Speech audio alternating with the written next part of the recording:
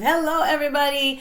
Welcome to Impact on Humanity. Welcome to Impact on Humanity podcast with Ben Schatzel. I am so excited today because we get to talk to an amazing, amazing human being.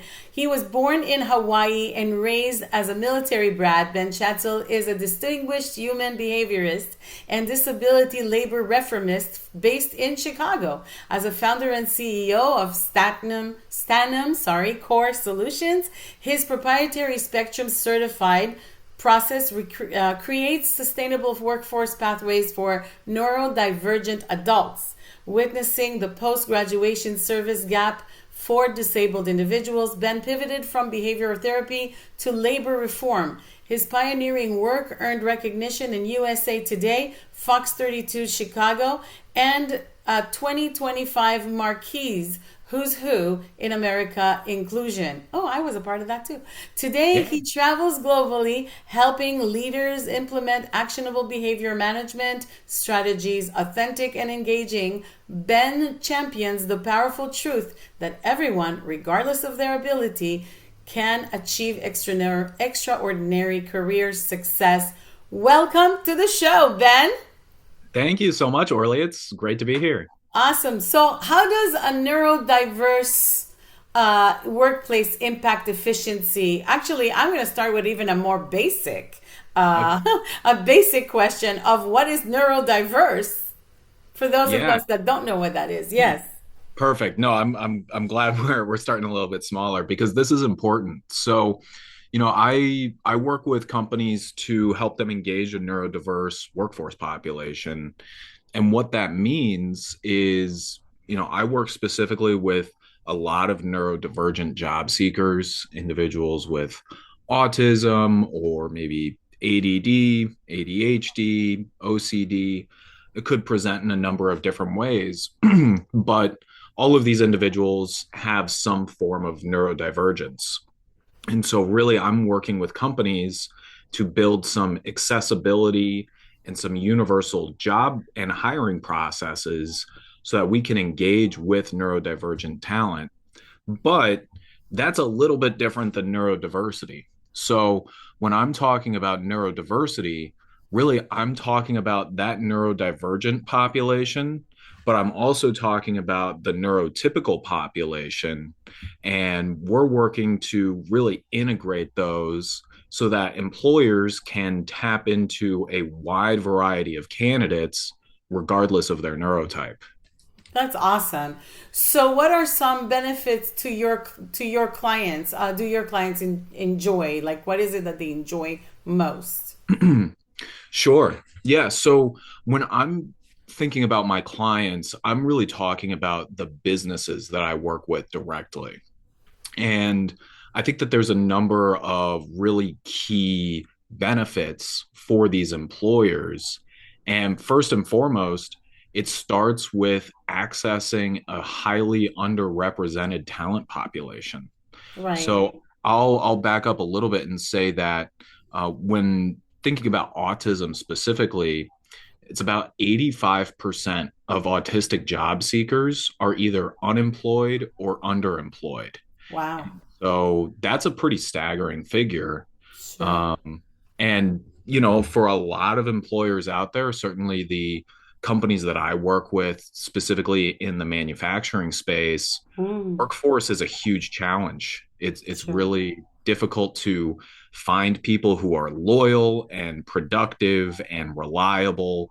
Yeah. And the biggest thing that we've been hearing recently is how hard it is to have some sense of predictability in the workplace. And that's a huge Hard. benefit. Yeah. For a lot of neurodivergent folks, predictability is something that comes very naturally. And so having somebody who's very steady with their work, very consistent, reliably shows up every day, and can predictably produce the quality and quantity that the employer needs is a huge benefit right off the Mm, bat. Um, so I think that's the biggest piece.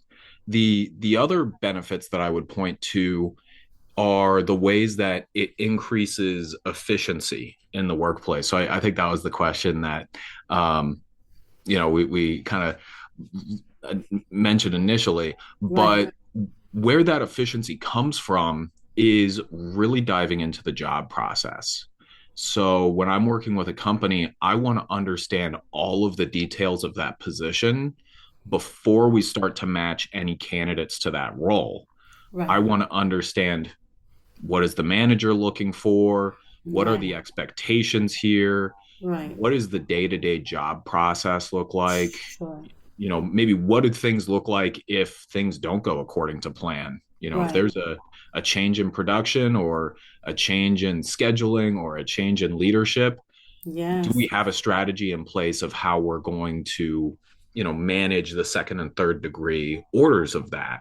Right. And just by spotlighting all of those potential blind spots, Mm-hmm. we're able to create a more universal process that is more efficient, because Right. we've paid attention to all of those important details. Right. And then once we match an autistic or a neurodivergent candidate to that role, then Mm-hmm. they can focus on doing what they do best, which is showing up every day and being productive, and putting their best foot forward. So the idea is really, it's unlocking efficiency for the employer.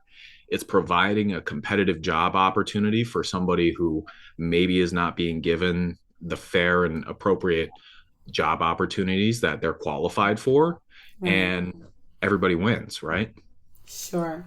So one of the things that I noticed in the workforce, and I think that you've touched on it, is even though you would come and know the job and what it requires, there is also a lesson to be learned by the employer where they need to know how to accommodate and communicate with the neurodivergent people. It's not the same thing. You cannot change things on the dime. Some neurodivergent need to know that there is a change coming, and they need to get into that process much earlier so that they can embrace it. Not because neurodivergent, as far as and you can correct me if I'm wrong, but I took a class on this, and what I'm saying is that if you don't give them the change in the due time that they are able to process it, they will panic, they will shut down, they will actually, it will infuriate them at a certain level where they're not able to accommodate the change. So it would be good for even the employer to understand how each one functions. By you knowing all the details of the job, it's easier to transition to the next level of whatever that job will change to, or the company as a whole will need to figure out how to manage it. Now, managing people is the hardest thing. You know that as much as I do. And if you're not accommodating every person's personality type and their physical, mental awareness, it will help. It will hinder a company. It will cost them more in the long run, right? I usually say pay me now or pay me later. Like, if we're not going to fix this now, you're going to pay for it later. You know Right. what I mean? Yeah, it's Right? going to come around at some point. It's going to come around. I agree. So, for people just learning about this, what is one tip that you can offer right now for understanding and implementing? Yeah, absolutely. If it's okay, I kind of want to go back and talk, because you gave me a couple of ideas with the Good. last response. Love doing that. Okay. Yeah. So, everything you mentioned there, I agree with, right? If you change things on a dime, then that's not going to be putting a lot of your people in a position to succeed, especially if they're autistic or neurodivergent. Yes. Um, my background is in human behavior, Right. and I love the book Atomic Habits. I think that's a Yes. good touch point for a lot of people, that, Right. that's like a good taste of the behavioral world. Mm-hmm. And what you're mentioning with, hey, if there's a change coming, we've got to communicate that ahead of time. Hmm. That's good habit building for the employer, right? Because Sure. I think a lot of employers just live in a constant state of reactivity, Hmm. where, oh, okay, we're just telling everybody that this change is going to happen in 30 minutes, and we're just expecting everybody to align. And I get it. Sometimes changes happen out of nowhere, and we can't always predict them. But if we can build the habit for managers and leaders to try to think ahead a little bit and say, okay, this is coming, let's build a strategy now so that we're not asking everybody to pivot at the 11th hour. And the more that we just build the habit of thinking ahead and being proactive rather than reactive, then obviously that's going to set your neurodivergent employees in a better place to succeed. But I'm a neurotypical person. I don't like changes to come at me out Right. of nowhere and drop everything that I'm doing and focus on something else entirely. So, Right. building that process, building that habit of what is our strategy to communicate with people, how are we implementing changes, how are we delivering feedback, that's not just something to do for your neurodivergent population. That's for everybody, and that's going to make Absolutely. everybody more Yeah. successful. So just wanted to add that in. But when it comes to some specific tips for employers that might be interested in engaging with a neurodiverse workforce Mhm. solution, there's three things that I'm gonna put out there right now. The first is you want to identify somebody within your organization who can really champion this initiative. Mm. So that might be somebody on the HR team, that might be somebody on the operations team, or maybe a vice president or somebody related to your talent strategy. Really, it can be anybody, but it has to be somebody who has some decision making authority and Mm. has the ability to really own this initiative at a high level. And the reason for that is because if you simply try to put all of the responsibility on one manager, or you try to put all of the responsibility on one trainer somewhere, then it's going to be hard to grow this if you start looking at different areas of your workplace, if you start looking at different locations in your business, if you start looking at different jobs that maybe require a different candidate profile, it's going to Mm. be really challenging to scale something if you don't have that person kind of at the tip of the spear who's leading the Right. way. So Right. that's the first thing I would mention. Now the And at the other same thing, time, if I may interject, at the same time, for all these jobs or positions that we are talking about, there has to be a really defined job description in detail form, especially if you're going to talk to a neurodivergent population, because the more detail, the better, even to the point of what time they need to be at the office, even if it's you can't clock out 5 minutes before the time. Like it has to be so specific that, because if you didn't specify it, they will go to that point and say, hey, it wasn't written, you know what I mean, because they are wired that way with detail. So I love that. Yes, go on. yeah, it's everything's got to be clear, specific. It's got to be accurate, right? So Mm, something that's not uncommon, unfortunately, is yes. I'll be working with an employer and they'll give me the job description for the role. We'll go through it and line by line, right? Is this actually part of the job? Is this actually part of the job? Right. Sometimes the job description hasn't been updated in 10 years and the job's changed. That's So true, we right? we got to make sure it's accurate. Yeah. Same thing, I could be walking into a work cell with a trainer and a manager and somebody from the HR team.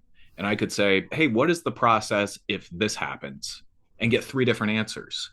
Wow. Well, if three different people who already work at this company and have decision making ability all give me three different answers, then how is Oh, anybody going to be successful in that job? Let right. alone a neurodivergent person. Right.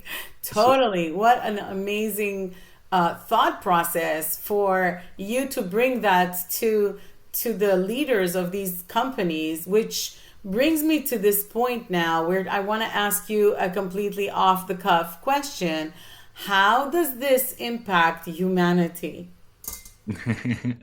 well, this is all about humanity, right? This is all about understanding different types of human thought process. What is the role that humans play in the workplace, right? Mm. To me, every workplace, regardless of what the operation is, regardless of what the industry is, you need people who understand the process, who are experts at what they do, and can bring the human component to it. Right. because, I'm very pro automation. I think we should automate everything that we possibly can. Absolutely. But automation isn't going to fill in all of the gaps of building relationships, having the artisan touch, the kind of that human touch on the final product. And so to me, working, careers, labor, the workplace, that's something that touches everybody in a unique way, but that touches humanity broadly, right? Everybody's got to Absolutely. do something to be productive. For sure. um, Ideally you're getting paid to do it, but Right. the I personally think as humans, we're here, we like to produce things. I get Right. bored easily. Yes. um so everybody's got that passion, that drive to push forward. And when we can engage the largest population of people possible Right. and give everybody the opportunity to succeed in their own way, Hmm. then that just raises the overall skill level and talent level That's and level of understanding that we all have of each other. sure. um, and then, the fun side of it, I would say, is we kind of get to talk about some of the messy parts of, hey, this happened today, and everybody, kind of had to drop what they were doing and come together to fix this, and this is what we learned from it, and this is how we can get better next time. Right. Or, hey, we communicated this new job task to somebody and they didn't do it correctly, and now we're reflecting back on how we communicated it, and we're realizing maybe we could have trained this better, so now we're learning this for the next time. It's all about building that continuous improvement and continuing to get better, because that's going to make things more efficient. That's going to Mhm. help companies raise above the competition of their peers, Absolutely. and that's what makes the world go round, right? All right. Also, you mentioned something. I'm all for automation, and so am I. I mean, whatever you can automate as a process and so on. But I do believe that the human factor will not be replaced ever, ever, ever. And let me show you how I know that. Because I was on a cruise and they had this robot making drinks, right? So the robot is making the drinks. It's two arms, it's whatever you ordered. They know the mixture and they take the cup and put it under the thing and they make and it makes the drinks. And you look at this and you're like, oh my God, this is fascinating. It took them 15 seconds to make a drink and it's amazing. But then you see the employee of the cruise ship coming along because she needs to clean the spills, put more cups in the machine because the machine can only do certain things. So who's going to clean the machine? It's not going to clean itself unless you get another robot to do it. But at the end of the day, I believe humans are still going to be needed for any automation, which brings me to our next segment, which is absolutely the fun part of the show, which I love. And I'm going to ask you just really, you can have a 1 or 2 word answer to them. It's really easy, so don't worry, but are you willing to play? Of course. Awesome. Okay. Your favorite day of the week. Friday. Okay. So we're on a good day today. We're on a good day. I really like every day that's not Tuesday for whatever reason. Really? That's Tuesdays just amazing. always stress me out. Okay. Yeah, it's kind of close to the middle of the week, and then the week will end, and you were not able to do what you expected to do. I get that Yeah. part of Tuesday. Yes, for sure. All right. On a deck of cards, which suit and maybe even the card? Is my favorite. Yes. Well, I would have to go with See, I was hearts. not specific, you guys. You can see now what neurodivergent means. It's you gotta be specific. Okay, so Yeah, yes, I got to the make sure I card answer the right and the question. suit that your favorite. Yes. Certainly hearts. I'm gonna say Jack today. Oh, Jack I of think the Hearts. Jack's funny. Okay, very cool. Any favorite quote that would inspire our audience that comes to mind right away? This is related to what we were just talking about here, but Mm, uh, as you can tell, I'm a total geek for human behavior. Really, yes. the grandfather of modern human behaviorism is B.F. Skinner, who Yes. people are probably familiar. He did the operant boxes with the pigeons, teaching pigeons how to recognize different colors and do Wow. tricks and things like that. I didn't know But about that. yeah, so he did a lot of work in this space, and he has one of my favorite quotes, which is, the problem of modernization is not whether or not machines think, but whether men do. Ooh, that is good. I love that. So, as we wrap things up, any last words or even a personal story that you want to share with us for the next 3 minutes or so? What is your take on what happened to you, or what is it that made you do the work you do? Oh, interesting. I should have had something prepared for this, but Yes, maybe you it's good that should, I but don't. I like to take people on the cuff. I don't like it when they're prepared. Yeah, it's got to be authentic and natural, right? Exactly. You got that. Yeah. So a couple of scattered thoughts. I'll try to tie these all together in the moment. But Okay. you know, really, everything changed for me in 2020. Same as a lot of other people. Right. I was working in the therapy world at the time, and what I was noticing is the clients that I was working with were highly capable, but weren't really given a whole lot of opportunities in the workforce. Mm. And of course, that's a challenge for these clients that I was working with, for these patients. Right. But if we think back during what we call the Great Resignation, when people were all changing jobs and retiring and moving on, that was a really challenging time for a lot of companies to find reliable, productive workers. And Mm. so I saw kind of this mismatch, and I said, again, 85% of autistic and neurodivergent individuals are either unemployed or underemployed. And so many of these companies are trying to find the next generation of talent. There's got to be a way to pull this all together. Yes. Um, so that's kind of one thought. But what I would pair that with is, at the time, I really wanted to work in a behavioral role. So I was Mm. applying to all sorts of different jobs myself before I really made the decision to launch my own firm. And I was really hoping that I could work in a company somewhere, talking about how to improve efficiency, how to improve productivity and employee morale and improving retention. And what I found is there's not a whole lot of careers in that space. There's some in the academic world, but I think a lot of companies have not fully embraced how to lead and manage through a human behavioral approach. Mm. And so to me, that's really what ties this all together. Sure. I have a passion specifically for neurodivergence and for, building out accessibility within workplaces. But I think a lot of the things that we've been talking about today, they're not exclusive to just autistic people. Like these are things that are helpful for your whole workforce, or for anybody in the world or in a company, to be as successful as possible. And so, I guess where I would land with all of this is, I think that autism gives us an opportunity to challenge a lot of the assumptions that we have around human behavior. Mm. What I'm talking about, going into a work cell and getting three different answers from three different people, Right. that's an entry point, right? If I'm saying, Right. hey, we got to all be on the same page if we're going to bring somebody into this Sure. job.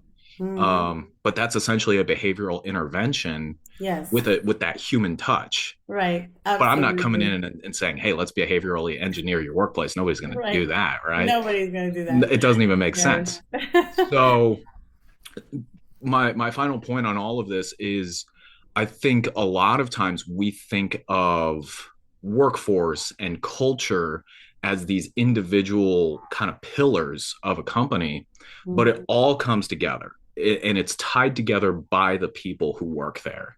Right. And the more that we can build a coalition of people in a company that think differently, that have different skill sets, that have different learning styles, that communicate differently, then that's how we strengthen a culture, and that's how we strengthen a team, is by bringing all of those different experiences together and putting everybody in a best Absolutely. position to succeed.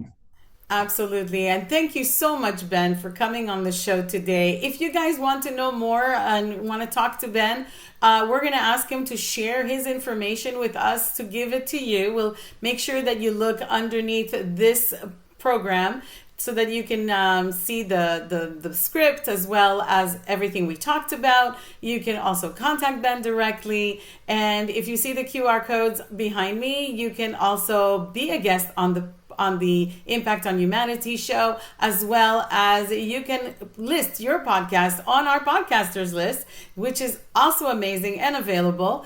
If you would like to know more about getting with Ben or myself, we will have that information for you. And don't forget to subscribe to my YouTube channel, because this will be streaming on YouTube as well. So thank you, Ben, again for being here and enlightening us on the Impact Humanity show. I am so excited that we know each other, that you came into my life. And you know what? There's people come into our lives for a reason, a season, or life, and we never know why. So I hope you guys understand why Impact on Humanity is not only a choice, it's your duty. And I will see you guys next time with another amazing guest. And we'll see you then. Thank you all for being here. Thank you, Ben. And we'll see you guys next time. Take care.